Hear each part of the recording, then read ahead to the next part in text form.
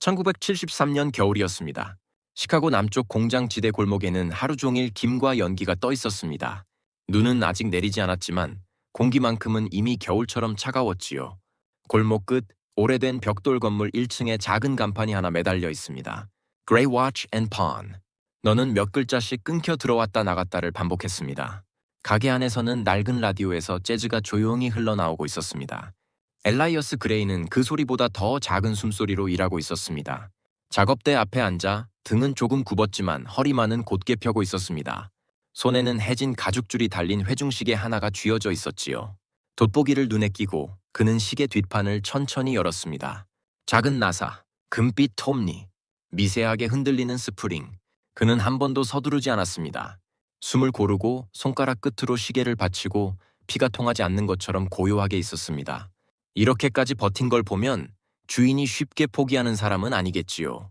혼잣말이었습니다. 하지만 가게는 너무 조용해서 그 말이 벽에 부딪혀 되돌아오는 것 같았습니다. 시계 초침이 멈춘 자리를 그는 오래 바라보았습니다. 멈췄다. 그러나 완전히 죽지는 않았습니다. 엘라이어스의 눈꺼풀이 아주 천천히 떨렸습니다. 그 순간 그의 안쪽 어딘가에서는 다른 감각이 깨어났습니다. 초침이 지나온 길, 그 시간 속에 담긴 사람의 손과 숨과 기다림이 얇은 실처럼 엮여있는 느낌이 들었습니다. 그는 그 느낌을 오래전부터 알아보고도 모르는 척하는 법을 배웠습니다. 손을 조금 떼고 다시 도구를 집었습니다. 우리 일은 단순합니다. 멈춘 것들을 다시 움직이게 하는 일이지요. 그는 그렇게 말하며 마치 자신에게 확인하듯 고개를 살짝 끄덕였습니다. 엘라이어스가 이 골목에 가게를 연 것은 10년도 더 전 일이었습니다. 그 전에 그는 다른 이름으로 불렸습니다. 서류에는 다른 성이 적혀 있었고 어떤 기록에서는 이름 대신 번호가 남아 있었습니다. 젊었을 때 그는 더 곧고 더 빠르고 더 날카로웠습니다. 그리고 무엇보다 지금보다 훨씬 무모했습니다. 밤거리를 뛰어다니며 전단을 돌리던 시절이 있었지요. 사라져야 한다고 지워져야 한다고 말하던 목소리에 맞서 우리는 여기 있다고 외치던 사람들 사이에 함께 있었습니다. 그때 사람들은 그를 섀도우본이라고 불렀습니다. 빛과 그림자 사이, 시간의 틈을 조금 느리게 만들 수 있는 종족, 전설이라고 부르는 이들도 있었고 위험하다고 말하는 이들도 있었습니다. 그 능력은 처음부터 가진 것이었습니다. 누군가는 축복이라고 말했고 누군가는 증거가 남지 않는 죄라고 말했습니다. 엘라이어스는 한 번도 그 능력을 자랑하지 않았습니다. 누군가를 살리기 위해 썼을 뿐이었습니다. 총성이 난 순간, 추락하는 사람의 시간을 아주 조금 늦추고 문이 닫히는 순간, 손가락 하나 들어갈 틈을 겨우 만드는 시기였습니다. 하지만 세상은 그 차이를 좋아하지 않았습니다. 전쟁이 끝난 뒤 도시에는 다른 규칙이 생겼습니다. 눈에 보이지 않는 자들을 찾는 기관이 조직되었고 시간을 감시하는 사람들이 생겨났습니다. 그들은 엘라이어스와 같은 존재들을 이렇게 불렀습니다. 존재해서는 안 되는 사람들, 체포된 동료들, 사라진 기록들. 엘라이어스는 그 사이에서 겨우 도망쳤습니다. 도망쳤다는 표현 말고는 쓸말이 없었습니다. 살아남은 것은 이긴 것이 아니라 빚을 진 거지요. 그는 가끔 그렇게 생각했습니다. 그래서 조용히 사는 법을 택했습니다. 이름을 조금 바꾸고 도시를 옮기고 샤에도우본이라는 말이 없는 동네를 골라 시계와 고물을 보는 노인으로 살기 시작했습니다. 가게 한 구석에는 오래된 흑백 사진들이 줄지어 붙어 있습니다. 공장 앞에서 찍은 단체 사진, 군복을 입은 청년의 사진, 어딘가 허공을 바라보는 젊은 엘라이어스의 옆모습도 아주 작게 찍혀 있습니다. 그 사진을 바라볼 때마다 그는 한 가지를 느꼈습니다. 저 사람은 지금의 나를 알면 뭐라고 할까? 시계를 고치던 손이 잠시 멈췄습니다. 그는 천천히 허리를 펴고 작업대 위에 시계를 내려다보았습니다. 눈가에는 깊은 주름이 생겨 있었습니다. 하지만 동공은 여전히 얇고 또렷했습니다. 마치 누군가가 문을 열고 들어올 것을 오래 기다리는 사람처럼 늘 다음을 보고 있는 눈이었습니다.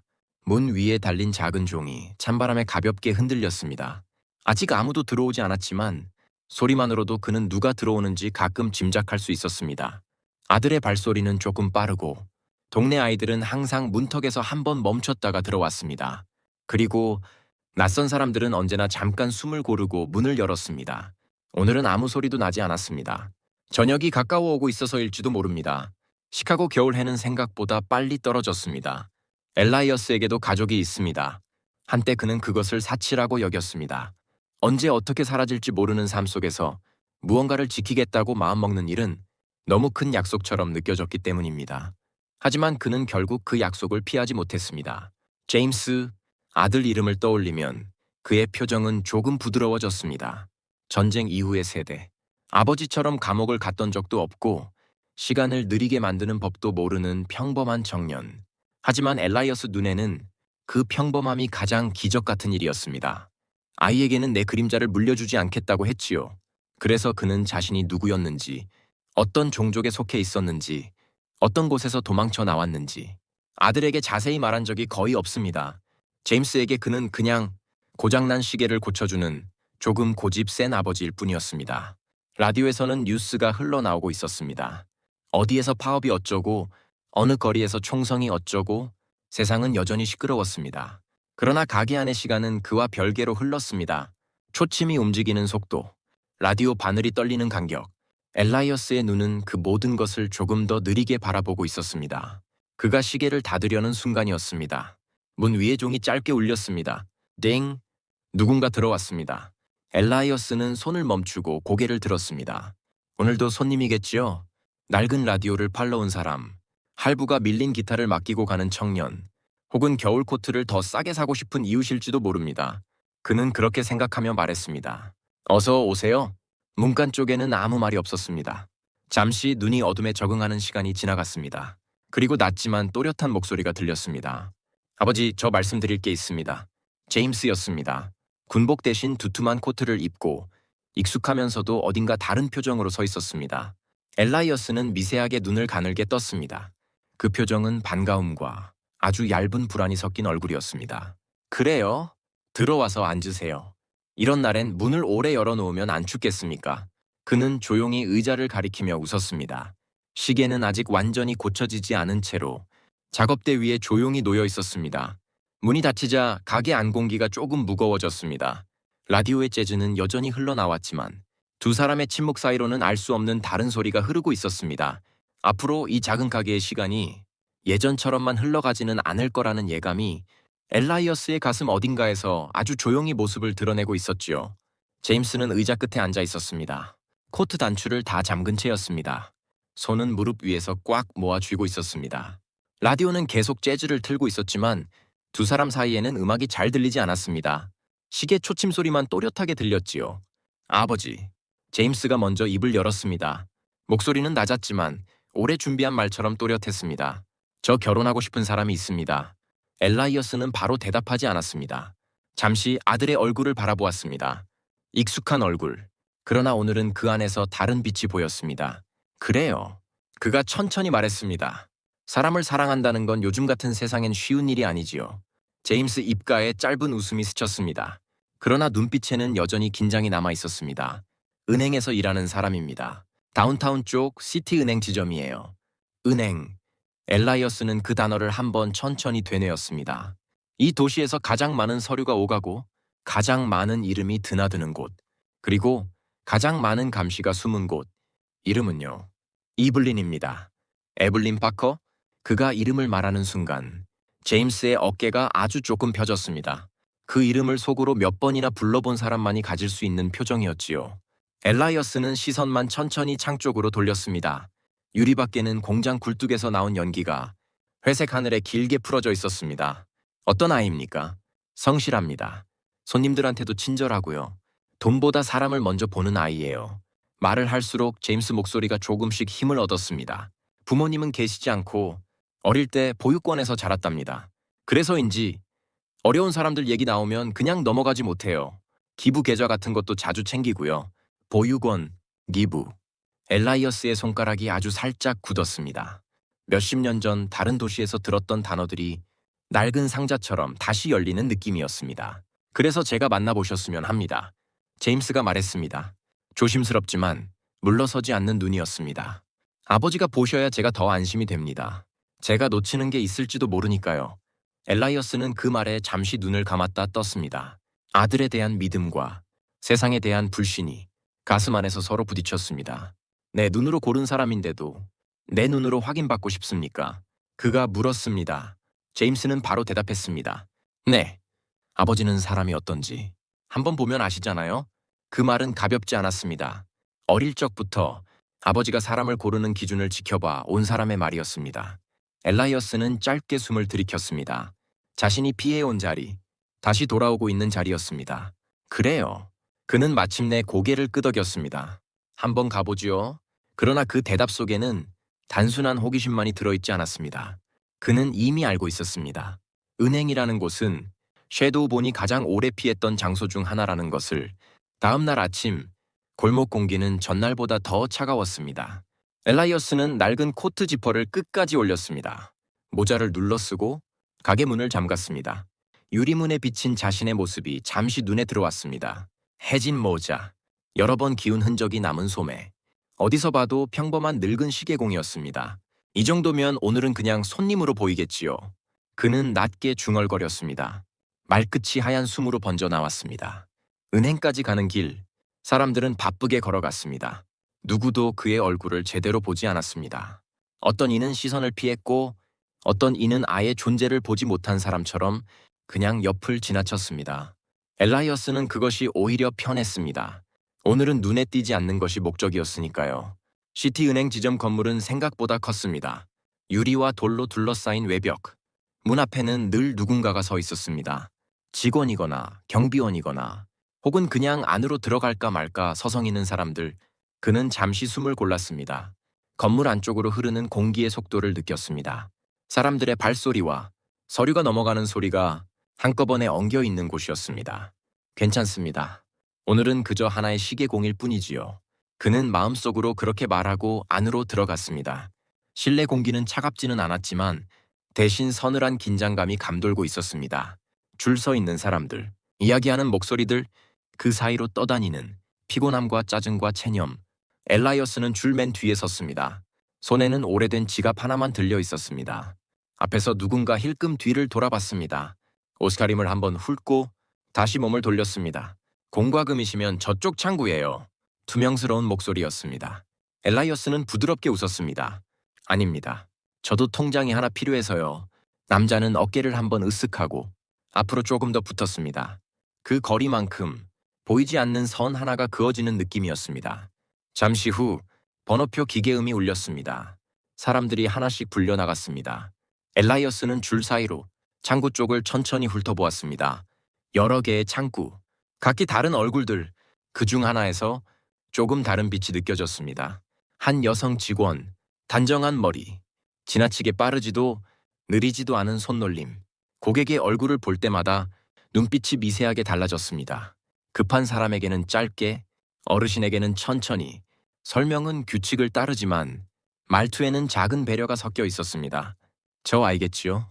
제임스가 말한 이름, 이블린 파커. 엘라이어스는 그 얼굴을 보며 자신도 모르게 숨을 멈추었습니다. 그 순간 그의 감각이 아주 약하게 흔들렸습니다. 주변 시간의 흐름이 조금 느려지는 느낌. 누군가에게 집중될 때 섀도우 본이 보이던 그 흔들림과 비슷했습니다. 인간입니다. 분명히 인간이지요. 그런데 그는 시선을 천천히 거두었습니다. 지금 티를 내는 건 좋지 않았습니다. 57번 고객님, 2번 창구로 오세요. 그의 번호가 불렸습니다. 그러나 2번 자리에는 이블린이 아니라 다른 남자 직원이 앉아 있었습니다. 깨끗한 양복, 얇은 안경, 피곤한 눈. 무엇을 도와드릴까요? 형식적인 말투였습니다. 통장을 만들고 싶습니다. 신분증 있으십니까? 엘라이어스는 일부러 조금 서툴게 지갑을 뒤졌습니다. 손가락이 영수증과 동전 사이를 천천히 헤맸습니다. 뒤에서 작은 한숨이 들렸습니다. 직원의 입꼬리가 미세하게 내려갔습니다. 어르신, 뒤에 손님들 많으십니다. 신분증은 미리 준비해 오셔야죠. 말은 공손했습니다. 그러나 그 안에는 익숙한 귀찮음이 얇게 깔려 있었습니다. 엘라이어스는 그 말에 그냥 미소만 지었습니다. 나이가 드니 이런 것부터가 서툴러지네요. 마침내 신분증을 꺼내 건넸습니다. 직원은 빠르게 키보드를 두드렸습니다. 서류 한 장을 밀어줬습니다. 여기 이름, 주소, 연락처 쓰시면 됩니다. 예금 종류는 제가 보통 예금으로 해드릴게요. 종이 위글씨는 작고 촘촘했습니다. 볼펜은 가늘었습니다. 붓글씨만 써온 손에게는 낯선 도구였습니다. 이름을 쓰는 것은 쉬웠습니다. 그 다음 줄부터가 문제였습니다. 이 주민번호, 연락처, 직업. 칸은 좁았고 글씨는 선을 넘나들었습니다. 뒤에서 또 한 번 조용한 탄식이 들렸습니다. 그때였습니다. 옆 창구에서 부드러운 목소리가 날아왔습니다. 어르신, 혹시 글씨가 어려우시면 제가 도와드려도 될까요? 엘라이어스는 고개를 들었습니다. 그녀였습니다. 이블린 파커. 가까이서 보니 눈빛이 더 또렷했습니다. 강한 사람의 눈이라기보다 쉽게 외면하지 못하는 사람의 눈이었습니다. 이번 창구의 남자가 눈살을 찌푸렸습니다. 밖에요. 본인 고객이나 잘 보세요. 지금도 바쁘잖아요. 이블린은 짧게 숨을 들이켰습니다. 그러나 바로 물러서지 않았습니다. 김 대리님, 이쪽 업무 잠깐만 봐주실 수 있으세요? 어르신 서류 작성만 도와드리고 금방 돌아올게요. 지금 대기줄도 밀리는데요. 말투는 예의 바르지만 그 안에는 분명한 경계가 있었습니다. 엘라이어스는 두 사람의 얼굴을 번갈아 보았습니다. 관계가 조명되는 순간이었습니다. 한쪽은 규정과 속도를 먼저 보는 사람, 다른 한쪽은 사람의 손과 표정을 먼저 보는 사람이었습니다. 결국 이블린은 잠시 자리를 비우고 작은 메모지 한 장과 함께 다가왔습니다. 어르신, 이 종이에 먼저 크게 써보시겠어요? 여기 칸은 글씨가 작아서요. 제가 이걸 보고 옮겨 적으면 됩니다. 메모지에는 조금 더 큰 글씨로 이름, 주소, 연락처가 적혀 있었습니다. 옆에는 작은 동그라미와 화살표가 붙어 있었습니다. 실수하셔도 괜찮아요. 여기는 연습이라고 생각하시고 천천히 써보세요. 그녀의 말투에는 조급함이 없었습니다. 설명보다 먼저 마음을 내려놓게 하는 톤이었습니다. 뒤쪽 줄에서 누군가 투덜거렸습니다. 아니, 저런 것도 도와주다가는 언제 끝나냐고. 엘라이어스는 그 말이 공기 속에서 흩어지는 것을 느꼈습니다. 익숙한 소리였습니다. 예전에 다른 쇠창살 앞에서 여러 번 들었던 말과 비슷했습니다. 이럴 때 대부분의 사람은 몸을 더 작게 만들었습니다. 눈에 띄지 않게라는 말을 배워서 그랬습니다. 하지만 이블린은 그 방향으로 움직이지 않았습니다. 은행이니까요.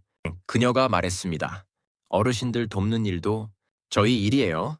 그 말에 엘라이어스의 손이 잠시 멈췄습니다. 머릿속 어딘가에서 오래된 한 사람이 떠올랐습니다. 선생님, 지금은 이름보다 사람이 먼저입니다. 감옥 안 얼음처럼 차가운 바닥 위에서 자신보다 다른 사람을 먼저 챙기던 동지의 얼굴이 겹쳐졌습니다. 엘라이어스는 펜을 다시 들었습니다. 메모지 위에 천천히 글자를 써 내려갔습니다. 그가 글씨를 쓰는 동안 이블린은 뒤를 한 번도 돌아보지 않았습니다. 줄에 서 있는 사람들의 표정을 의식하는 대신 눈앞 한 사람의 손을 보고 있었습니다. 저 아이는 규정보다 사람을 먼저 보는구나. 그 생각이 천천히 자리 잡았습니다. 하지만 동시에 다른 감정도 생겼습니다. 그런 사람은 이 세상에서 오래 버티기 어렵지요. 엘라이어스는 완성된 메모지를 건네며 웃었습니다. 고맙습니다. 덕분에 덜 떨렸습니다. 이블린도 미소를 지었습니다. 아닙니다. 저희가 원래 이렇게 해야 하는 거라고 생각해서요. 그 말은 가볍지 않았습니다. 직업에 대한 태도이면서 사람에 대한 기준이었습니다. 은행 문을 나왔을 때 바깥 공기는 더 차가워져 있었습니다. 엘라이어스는 막 받은 새 통장을 한번 펼쳐보았습니다. 아무것도 찍혀있지 않은 숫자들. 그러나 가장 위에 쓰인 이름은 분명히 자신의 이름이었습니다. 그는 잠시 그 이름을 바라보다가 유리창에 비친 은행 안쪽을 다시 보았습니다. 멀리서도 이블린의 뒷모습이 보였습니다. 창구 앞 사람에게 손짓으로 설명하고 종이를 정리하고 다시 고개를 끄덕이는 모습. 한 번으로는 잘 모릅니다. 그는 그렇게 생각했습니다. 사람이라는 건 좋을 때, 안 좋을 때, 불편한 순간, 그 세 가지를 보고 나서야 조금 보이는 법이었지요. 오늘은 그중 한순간만 본 것에 불과했습니다. 엘라이어스는 통장을 접어 주머니 깊숙이 넣었습니다. 한 번은 아들의 아버지로서 본 것이고 그는 천천히 골목 쪽으로 걸음을 옮기며 생각했습니다. 다음에는 섀도우 본으로서 봐야겠지요. 그 말 속에는 두려움과 결심이 동시에 들어 있었습니다. 아들의 평범한 삶을 지키고 싶은 마음, 그리고 자신이 피했던 세상 안으로 다시 들어가야 한다는 자각. 시카고 겨울 바람이 코끝을 파고들었습니다. 엘라이어스는 모자를 조금 더 눌러 썼습니다. 오늘 문제는 오히려 더 복잡해졌습니다. 좋은 사람 같다는 인상 하나로는 감당할 수 없는 시대였기 때문입니다.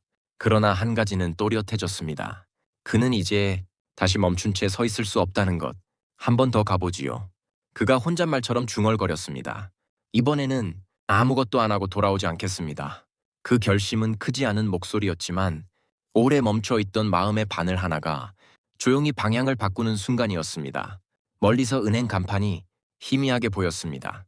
그 아래로 수많은 사람들이 오가고 있었습니다. 그 사람들 사이에서 한 사람의 선택이 얼마나 오래 버틸 수 있을지 엘라이어스는 이제 직접 확인해 보려고 하고 있었습니다. 그리고 그 확인은 한 번의 방문이 아니라 몇 번의 겨울과 몇 번의 불편한 장면을 함께 지나야만 닿을 수 있는 자리라는 걸 그는 이미 알고 있었지요. 며칠 뒤였습니다. 시계공 가게 문을 열기 전 엘라이어스는 모자를 먼저 눌렀었습니다. 오늘은 물건을 팔러 가는 날이 아니었습니다. 사람을 보러 가는 날이었습니다.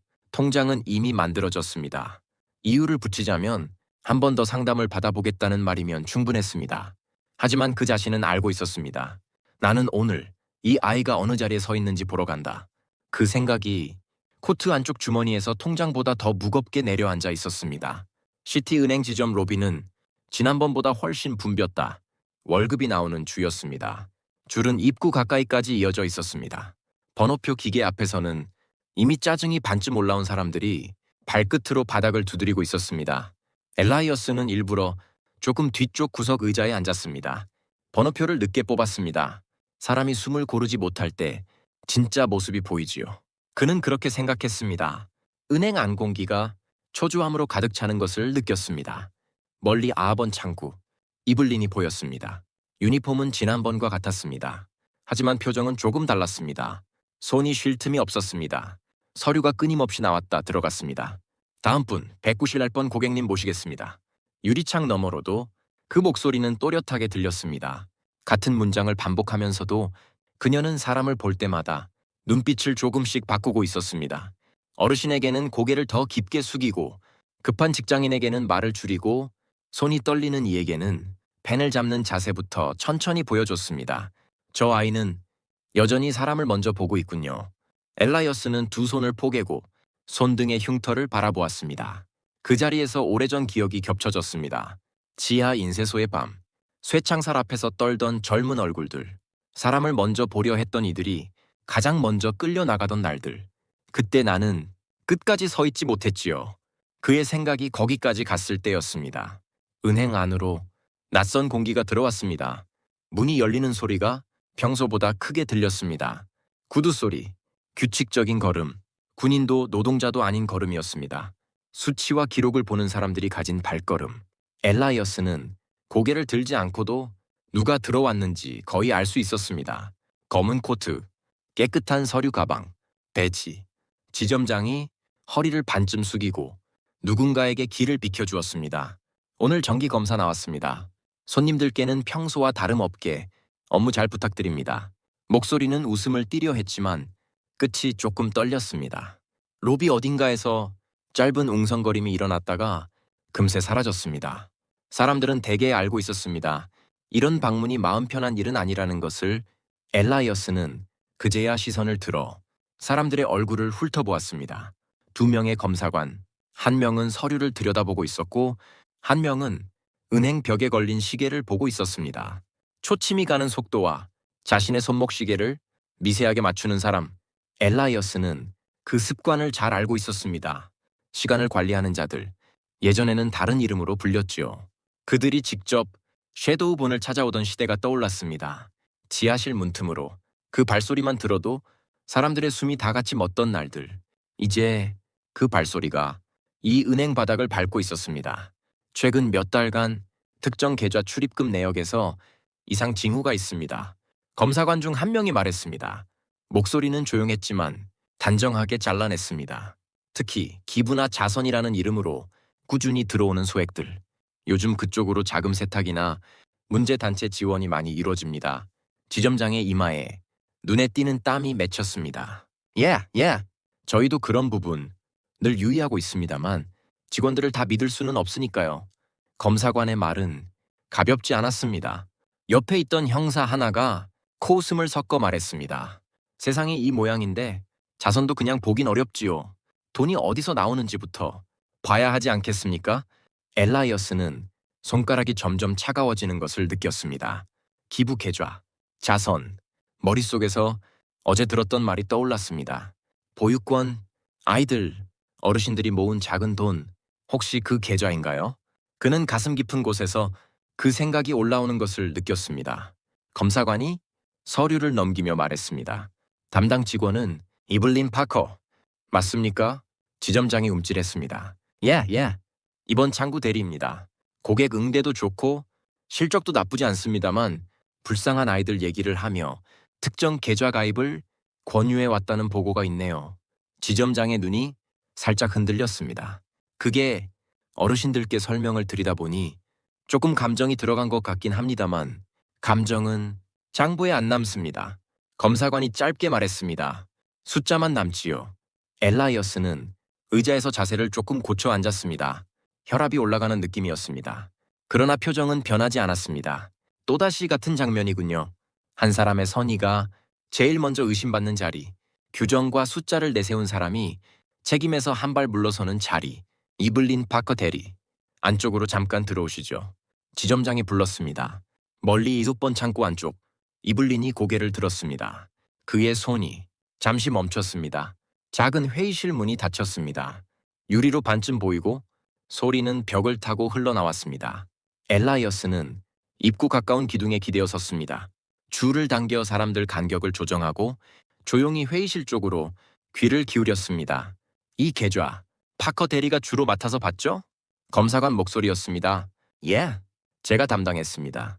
이블린의 대답은 떨렸지만 끊기지 않았습니다. 최근 몇 달간 다른 계좌보다 입금 횟수가 많습니다. 금액은 작아도 흐름이 일정하지요. 이런 방식, 예전에도 여러 번 봤습니다. 형사가 말을 이었습니다. 큰 돈 한 번에 넣으면 티 나니까요. 이렇게 쪼개 넣는 게 요즘 애들 수법이죠. 누가 시켰습니까? 잠시 정적, 벽 너머 공기가 더 무거워졌습니다. 아무도 시키지 않았습니다. 이블린의 목소리가 들렸습니다. 전쟁에서 부모님을 잃은 아이들 보육권입니다. 동네 어르신들이 매달 조금씩 모아보내시는 돈입니다. 제가 조금 더 잘 챙기긴 했습니다. 누가 얼마를 냈죠? 이름이랑 금액 다 말해보세요. 형사가 말을 자르듯 물었습니다. 그건 손님들께 동의를 받아야. 지금 동해 타령을 합니까? 문제 생기면 당신이 책임질 겁니까? 엘라이어스는 손등의 혈관이 도드라지는 것을 느꼈습니다. 손이 주먹을 쥐고 있었습니다. 이 아이를 어디까지 몰아붙이려는 겁니까? 지점장 목소리가 조심스럽게 끼어들었습니다. 검사님, 물론 직원이 선의를 가지고 한 일이라고 믿습니다만 규정상 조금 무리한 점이 있었던 건 사실입니다. 그래서 저도 이전부터 파커 대리가 너무 감정적으로 계좌를 챙기는 게 걱정이 됐습니다. 엘라이어스는 그 말을 듣는 순간 머릿속이 하얗게 비어지는 느낌이 들었습니다.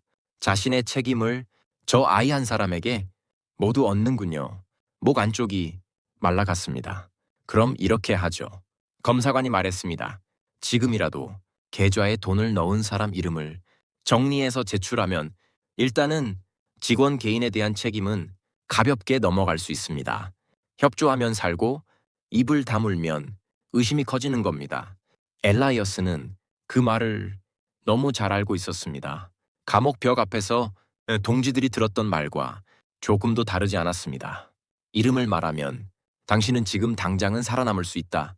그러나 당신 입에서 나온 이름이 어디로 끌려가는지는 책임지지 않는다. 그는 그 문장들의 끝을 다 알고 있었습니다. 회의실 안 이블린은 얼마나 기억하고 있을까? 보육권 어르신들 얼굴, 겨울 코트를 여미며 창구까지 걸어왔던 사람들, 그들이 눈을 감으며 돈을 건네던 순간을 엘라이어스는 자신도 모르게 회의실 문 쪽으로 한 발 다가갔습니다. 죄송합니다. 이블린의 목소리가 다시 들렸습니다. 이번에는 조금 더 낮고 단단했습니다. 그분들의 이름은 말할 수 없습니다. 회의실 안 공기가 갈라지는 소리가 바깥까지 들리는 것 같았습니다. 형사가 의자를 밀치며 일어나는 소리가 났습니다. 뭐라고 했습니까, 방금? 아이들 밥값입니다. 이블린이 말했습니다. 평생 모은 돈에서 조금씩 떼어내시는 분들도 있습니다. 그 마음까지 죄로 만들고 싶지는 않습니다.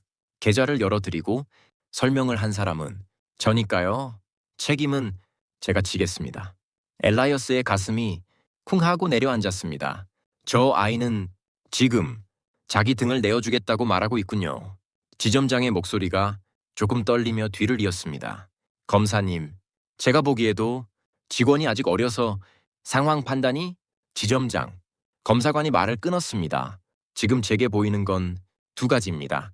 책임을 피하려는 관리자 하나와 감정으로 일을 처리한 직원 하나. 그 말은 둘 다 향하고 있었지만 무게는 전혀 달랐습니다. 엘라이어스는 벽에 기댄 등을 떼었습니다. 나는 무엇으로 보일까? 이 자리에 들어간다면 늙은 시계공, 이름 없는 통장 하나 가진 손님, 아니면 오래전에 사라졌어야 할 그림자. 머릿속에서 제임스 얼굴이 떠올랐습니다. 아버지, 제가 놓치는 게 있으면 말해주세요. 그 부탁이 이제 다른 모양으로 되돌아오는 것 같았습니다. 지금 나가면 아들의 삶이 조용하지만은 않을 것이다. 나가지 않으면 이 아이의 삶이 부서질지도 모른다. 둘 사이에서 마음이 갈라졌습니다. 형사가 이블린 팔을 잡으려는 순간 회의실 문 손잡이가 눈에 들어왔습니다. 엘라이어스의 손바닥이 서늘해졌습니다.